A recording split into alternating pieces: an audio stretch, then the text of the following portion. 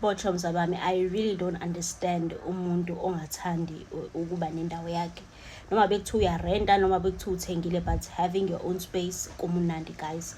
Angim-understand umuntu ofuna ukugugela ekhaya, umuntu obheka umuzi, ovusa ikhaya, obani ikhaya kwaShaka Cima.